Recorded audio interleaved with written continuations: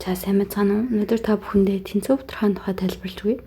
Тэгэхээр тэнцүү гэсэн тодорхойлолтоос 2-1 гэсэн бутархай маань 2-1-тэй мэдээж хэрэг тэнцүү. Мөн 1 бүхэл 7-2 гэсэн холимог бутархай маань 7-9 гэсэн засагдах бутархайтай тэнцүү болох нь илэрхий. Тэгвэл 3-1, 6-2, 12-4 гэсэн бутархайнууд хоорондоо тэнцүү эсхийг хэрхэн мэдэх вэ? Үүний тулд хэдүүлээ өгсөн бутархайнуудаа тэнцүү талбайтай дугуй дүрсээр илэрхийлье. 3-1, 6-2, 12-4. За ингээд энгийн бутархайнуудаа илэрхийлээд дуслаа. Одоо ингээд ажиглах юм бол тэнцүү талбайтай дугуй маань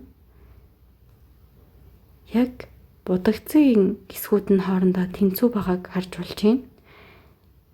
Энэ нь юу гэсэн үг вэ гэхээр дээрх 3-1, 6-2, 12-4 гэсэн бутархайнууд маань хоорондоо тэнцүү болохыг хэлдэг чинь.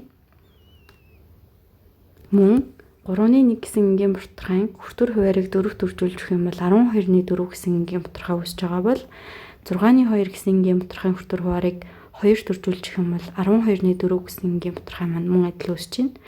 Харин эсвэргээрээ 12-4 гэсэн энгийн бутархайгаа 4-т хувааж өгөх юм бол 3-1, 12-4 гэсэн энгийн бутархайн хүртүр хуваарийг 2-т хувааж өгөх юм бол 6-2 гэсэн бутархай маань үүсэж байгаа буюу хүртүр хуваарийг ижил тоонд үржүүлэх юм уу хуваах үед эдгээр 3 тэнцүү бутархай маань үүссэн байгааг ажиглуулах нэ. Үүнээс юу гэж дүгнэж байна гэхээр энгийн бутархайн хүртүр хуваарийг нь ижил тоогоор үржүүлж буюу хуваахад үүссэн бутархайтайгаа тэнцүү байдаг байх нэ.